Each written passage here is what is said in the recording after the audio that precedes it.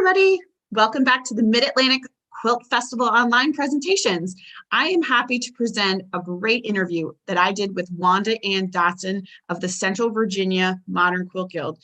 The quilt guilds that participate in Mid-Atlantic are the heart and soul of the show. We are so extremely honored that so many regional and local quilt guilds, including the Central Virginia Modern Quilt Guild, exhibit their quilts at our festival. The Central VA Quilt Guild has a special exhibition in our online festival right now that is titled Folksy Interpreted. And if you want to check out the exhibit after this presentation, you can go to our festival website, which is www.onlinequiltfestival.com, and click on special exhibitions. We hope you enjoy this presentation right after a message from Cottonwood. I'm Mary Humphrey, owner of Cottonwood Quilt Shop. I've been in business since 1994 and have been participating in the Mid-Atlantic Quilt Festival for 27 years. We offer the full line of Bernina and Burnett machines and accessories, including the Q16, Q20, and Q24. With over 3,500 bolts of fabric, mostly designer cottons, wools, rayons, knits, and linen, we offer classes in machine mastery, quilting, and beginning sewing. Come in soon. Hi, Wanda Ann Dotson. How are you today? I'm doing great. How are you? Good, thank you. Where are you Zooming from today? I'm in Colonial Heights, Virginia. And is that in the central part of Virginia or more on the south side? Yeah, I'm about 40 minutes south of the city of Richmond and not too far from the city of Petersburg. Nice. Well, so did you get a lot of snow this past week? Not a lot of snow. We got about half an inch of ice. And so a lot of this area was out of electricity. We were out for about 30 hours. And so it's been nice having the electricity back on. Yeah, I can imagine. That sounds horrible. We're so glad to have you here and have you here with your electricity on. Can you tell us a little bit about the Central Virginia Modern Quilt Guild? Sure. We started in 2015. We wanted to be a part of the International Modern Quilt Guild. And so we established the Central Virginia Modern Quilt Guild at that time. And we averaged maybe about 35 members, and we're all interested, of course, in modern quilting. And we meet the first Tuesday of the month. We're doing that virtually now since about April. We've been doing Zoom meetings. And, when I think about those people, I get really happy. I like to meet with them. I like to get together with them. We're even having a cocktail hour tonight via Zoom because this week is QuiltCon, the international convention that the Modern Quilt Guild has, and it's virtual this year. It's called QuiltCon Together, and so we're doing that tonight. And they're just a wonderful group of people. They have a lot of expertise that they're willing to share with people, and it's good to talk to them about quilting because I share that interest with them, and that's the Central Virginia Modern Quilt Guild. That's really nice. It is really nice to be able to connect with a group of quilters in your region that have the same interest and really have the same interest in modern quilting as you do. And even though it is over, virtual these days, I'm sure that you still have the same, experiences and connections with your fellow quilters. Yeah. Quilting is very, of course, tactile. And you like feeling things, and you like feeling the fabric, you like seeing people. And so that part of it's been very, very difficult to meet through Zoom and not get together. Oh, I'm sure. We're very sad that the Mid-Atlantic Quilt Festival did not happen in person this year. As we know, many quilters love to come to the show and feel that fabric and see those quilts up close, but we're hoping for next year. What is the Guild's mission? Well, we want to support modern quilting through community activities, through art, any way that we can do to promote modern quilting, and that's our mission. That's very nice. Well, so modern quilting, how do you describe that modern quilting different than traditional quilting? Well, I think there are a lot of elements of modern quilting that people would recognize. There's a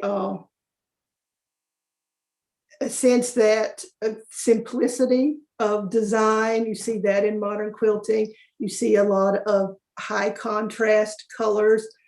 Some people, who love maybe Amish quilting would love modern quilting. People who like maybe a crazy quilt, that kind of improvisational quilting, they like modern quilting. And so it's a lot of use of solid colors usually. You won't see a lot of borders in a modern quilting. You also see what was described as negative space, and it's expansive use of like one large piece of fabric, and it sets off maybe more smaller piecing. And it's also sometimes you'll see what's called alternate grid work, and which is different from traditional quilting. Traditional quilting usually have blocks, 5 rows by 7 rows, and alternate grid work it breaks that up. And so that would be considered modern quilting. That's great. Thank you so much for explaining that. I think, modern quilting has certainly made its impact in today's quilting world. I know that for our Mancuso shows, modern quilting became a category in our quilt competitions, or even a separate competition, which we have also at Mid-Atlantic. So how long has the Guild participated in the Mid-Atlantic Quilt Festival? Let's see, I think we started 2018 maybe. Yeah, so it's been a few years. Yeah, we've only been in existence for 5 years, and I think it was the following year that we started doing an exhibit at Mid-Atlantic. And do you usually do like a challenge for the exhibit, or do you do just a highlight of artist work? Well, the first year we decided just to emphasize modern quilting and what the elements were of modern quilting. It was called Modern Panorama. And so we asked people to give us examples of what modern quilting was, and people gave us the quilts they already had made. And since then, though, we've usually picked a theme or some type of challenge. Like last year, we did triangles, and had about, I think, 12 maybe quilts in the exhibit. We also try to emphasize that it's good to have a big quilt. Big quilts really show well rather than small quilts. And so we encourage people to make at least a quilt that's 48 inches wide. And then they could make a pattern, or they could design their own quilt for the exhibit. Well, that's great. Well, what was the concept behind this year's exhibition, Folksy Interpreted? Okay. What came to you that? How did you come to that? Well, I was the program chair, and we met with the program committee, and we got a survey from members asking them what kinds of things they wanted to do for 2020. And a lot of members wanted to spend time on execution, on precision, and getting better at the craft. And so we decided that we could use this folksy pattern by Bridget Dermot, and it had flying geese, it had triangles, it had inset circles, and that we could have workshops that matched that. We could have a workshop on flying geese, or we could have a workshop on a half square triangles, and so on. And that we would use the final quilts. We asked people to finish them by December, then we could use those in the Mid-Atlantic exhibit. And so that's how it started out. And everybody had access to the folksy pattern because it was free on the Modern Quilt Guild's resources page. And so that's how it started. Of course, the coronavirus hit, we weren't able to do those workshops. And so each month we would try to highlight one part of the quilt encourage people to continue with it, even though it was very hard. I think a lot of people lost focus during the pandemic and the lockdowns. And so I'm just very, very proud of the people who finished a quilt, and we were able to do a photo shoot at Richmond Art Garage, which is in Richmond. And they turned out great. I'm really, really happy with what we were able to give to the Mid-Atlantic Quilt Festival this year. The quilts are definitely inspiring and beautiful. We are showing some here during their interview, but anyone out there that's watching, you can visit www.onlinequiltfestival.com and go to the Central Virginia Modern Quilt Guild special exhibition and view the entire collection. It's definitely a collection of beautiful quilts that you will see there, among others that we have for the show.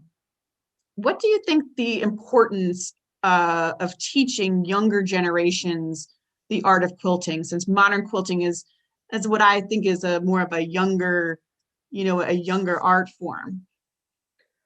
Well, of course, we couldn't sustain our guild if we didn't have young members, and they challenge us, they inspire us, they give us great ideas.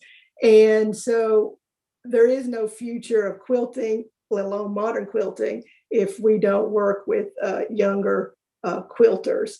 I have heard that a lot of people see modern quilting as easier. There's not a pressure to do a very precise precision piecing, and maybe they feel more comfortable with that type of quilting.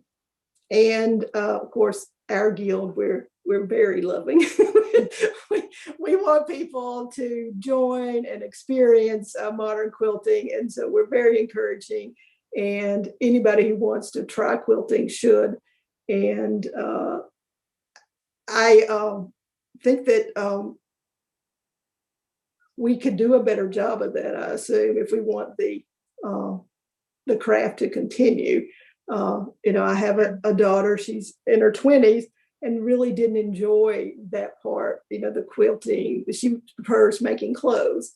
Mm-hmm. And so there are a few people who they say they made their first baby quilt, and that's their gateway to mm-hmm. to modern quilting. And I think that happens a lot. A lot of young mothers and fathers, say, "Oh, I want to make a quilt for this new baby," and that's a way in. I definitely think it's important to be, kind of all inclusive, of everyone that, would be interested in trying out the craft. And, maybe, modern quilting certainly is, with the colors and the contrast, is eye-catching, different than the more traditional quilting. But that's the thing with even with any art form, is that everybody has a different style. It's personal. It's about your art, really. So it's a great thing that you include everybody, in your guild, and really encourage them to do, to try it out, to try quilting, because it's a great craft to have, to know. Yeah. How did you get started? How did you get started quilting? Well, I've always made clothes. My mother was a very good seamstress. She didn't quilt very much. And when she was sick, she had breast cancer. And so I lived with her for a little while. And she had these quilt books that she had never used. And so I decided I would learn to quilt. And so I would sew and be with her. And that was my first introduction to actually making a quilt. Now, modern quilting, I had all of these scraps and from making traditional quilts, and I wanted to do something different. And I saw a class, well, it was a group at the Blue Crab Quilt Company, and it was called Liberated Quilting. And they met once a month. And so I got with them. I learned this new way of looking at quilting, liberated quilting. And I've been hooked on it ever since.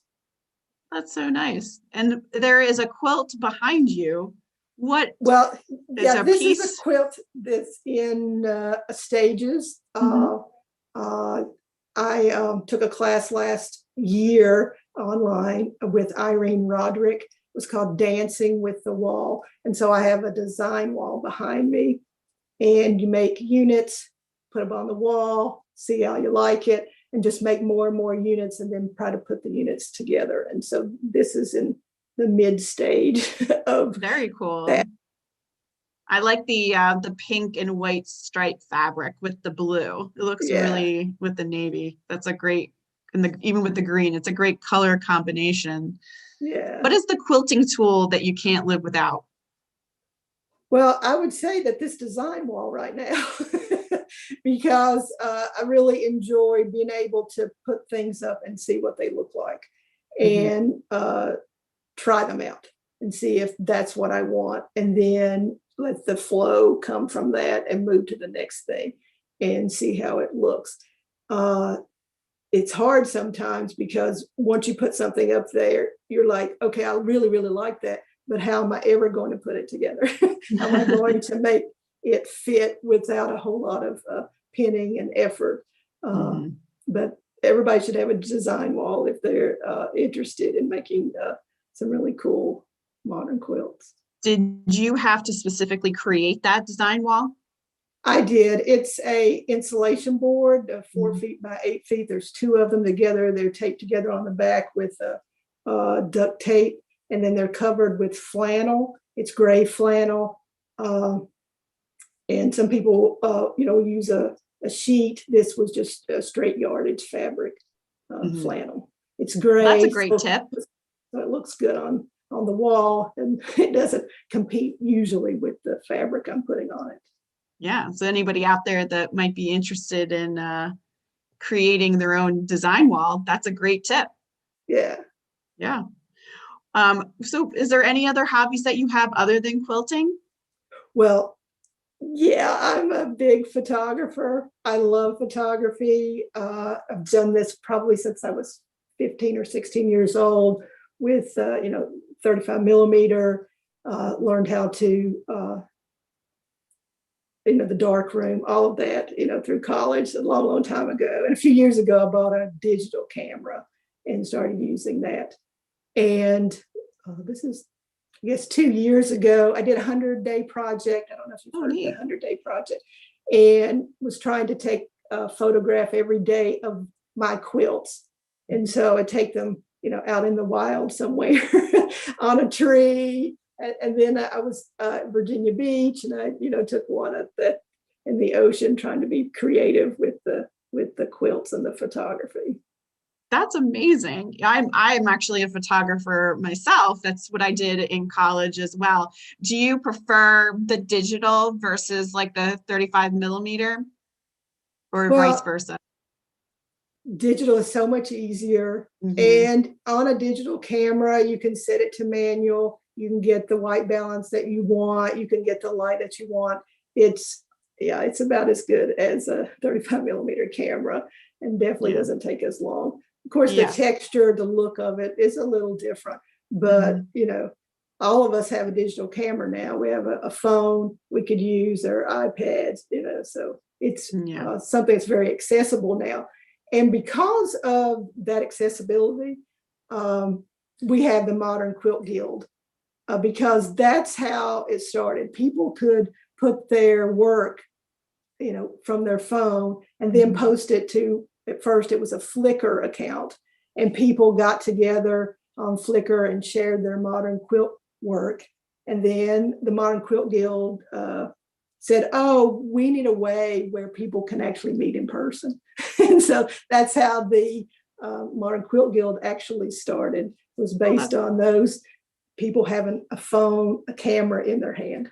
that's really interesting. That's interesting to know. Now, do you have a favorite memory from an experience at the Mid-Atlantic Quilt Festival? Well, I was there last year, and that's the very last in-person workshop that I attended was last year. And it was with Sarah Bond. Mhm. And I know Sarah from another retreat. It was in Maine, and we met there and we were friends. And so it was so good to see her. And there were all these people, like 40 people in a room, even though I was aware of the coronavirus and that maybe we should be cautious. I didn't really feel it at that moment. It was after that I thought, oh, this is the last time I'm going to be doing this for a really, really long time. And so that sticks with me. But it also feels like a really, really long time ago. Like it wasn't just a year ago. So that's the memory that sticks with me right now. Mm-hmm. Well, Sarah Bond is a great instructor. She's definitely one of my favorite people. And she's, teaching for us actually during the Mid-Atlantic Quilt Festival here. What class did you take with her? Playing with grayscale. Mm-hmm. It was paper piecing. I'm not a huge fan of paper piecing. It seems very, very tedious, but Sarah is such a sweet person. And I wanted to see how she managed this grayscale that she did with her quilts. And so that was good to learn how she does that. So that was fun. That's great. Well, I'm glad that you had an enjoyable experience at our last in-person quilt festival of 2020 and start of 2021. Again, I hope we will be able to see you in 2022 next February at Mid-Atlantic Quilt Festival. Wanda Ann, thank you so much for joining us today. It was a great pleasure to talk to you and to learn a little bit more about the Central Virginia Quilt Guild, Modern Quilt Guild. Thank you. Hi, everybody. I hope you enjoyed that presentation from the Central Virginia Modern Quilt Guild. Up next, David Mancuso will be back with a live interview with one of our favorite quilters from Mid-Atlantic, Sandy Curran. And before I sign off, I just want to mention that anyone that has registered for a workshop, through this festival is invited to attend the fashion show this evening that's presented by Karen Boutte and Rachel Clark, called Deserves a Second Look. That is tonight at 7 p.m. and you should receive a Zoom invitation for that. Thank you so much. We'll see you soon.